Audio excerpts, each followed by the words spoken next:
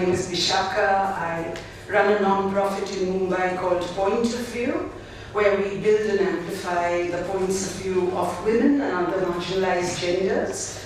And since we work at the intersection of gender, sexuality, and technology, I'm going to talk about mobile phones. I'm going to permit myself to keep my mobile phone in my hand, so in case I forget anything. Okay, so one of the things I actually do along with my colleagues is we run a bunch of what are called digital security workshops in low-income communities around the country for women, as well as girls, trans people, queer individuals, and we really teach them how to secure themselves so that they can experience digital spaces freely, with pleasure, with enjoyment, etc. And I'm going to share 3 stories from that to begin.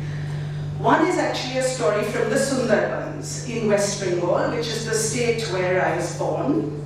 When we were doing a digital security workshop there, some of the parents came up to us and they said, this mobile phone, it's a terrible thing. Because all our daughters now who have mobile phones are all eloping. So we were a bit taken aback and somewhat amused, but it's an interesting story because if you flip the story and you look at it from the point of view of the young woman who owns the mobile phone, it tells you something totally different. What it tells you is that she's using the mobile phone to expand her choices, her sort of freedom in the realm of love, sex, romance. And of course, this has always been a terrain of great conflict between women and parents or families that control women's sexuality. So of course, the parents are clamping down and blaming the evil mobile phone.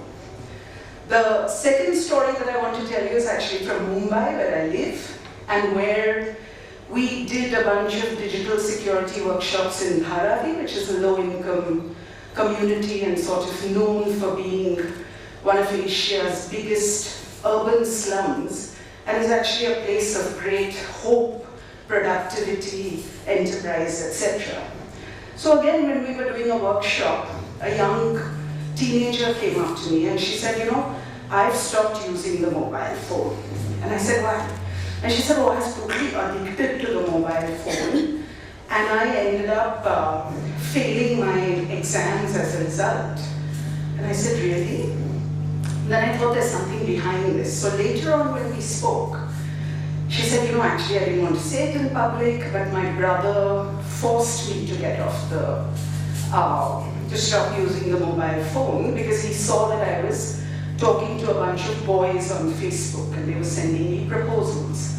This pretty much tells you the same thing that the earlier story told you, right? That she's using this space to explore things that are perfectly natural for everybody.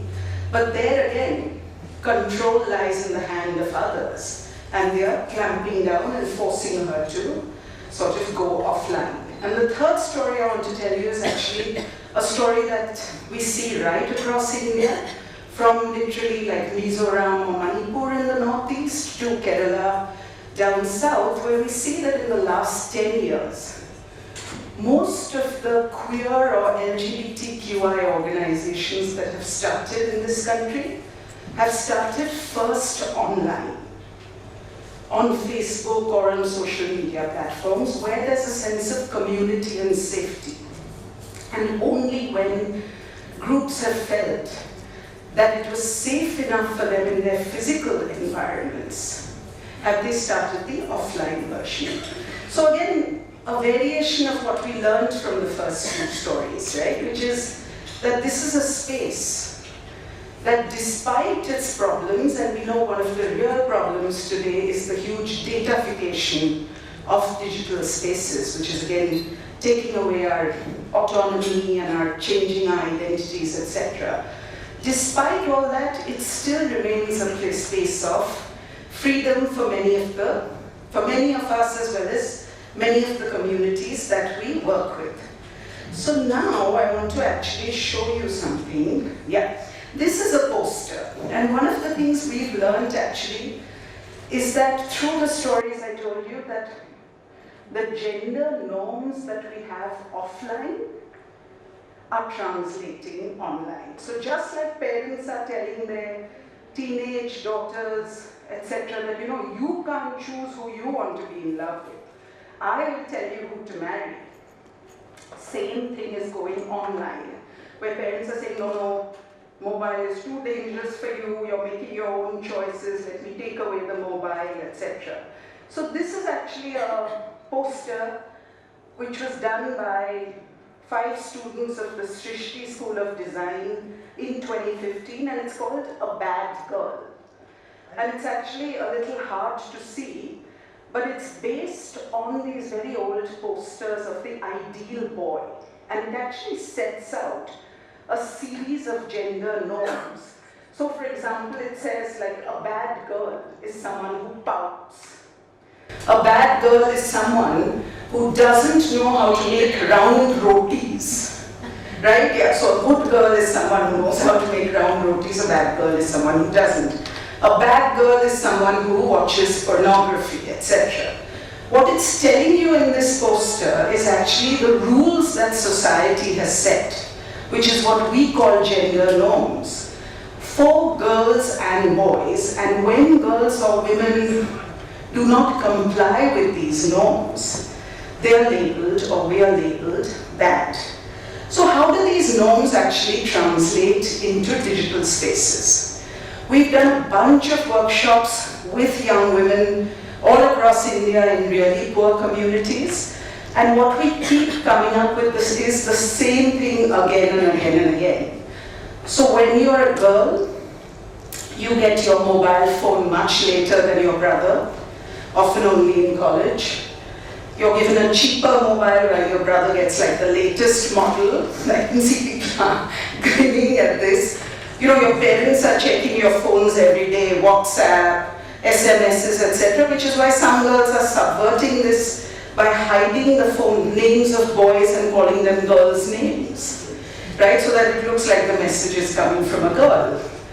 Similarly, they're not allowed to use too many apps, they're not allowed to talk too much on the phone. They always have to justify why they need a mobile phone. And if you look at this side, you'll see that it's the exact opposite for boys, who have all the freedoms in the world when it comes to using mobile phones, whereas the way in which girls use it is sort of what I think of as unfreedom. It's very controlled, very restricted, surveilled and monitored by parents, right? Conditional. So, and often young women are called loose. Like if you talk too much on the phone, you're a loose woman, and it's very similar to what happens offline, where you're called loose on the basis of the clothes you wear, or the fact that you're going out at night, or whatever. So again, you see how these offline gender norms or rules for girls and women are coming online, because it's ultimately us. We are the same people who are both online and offline.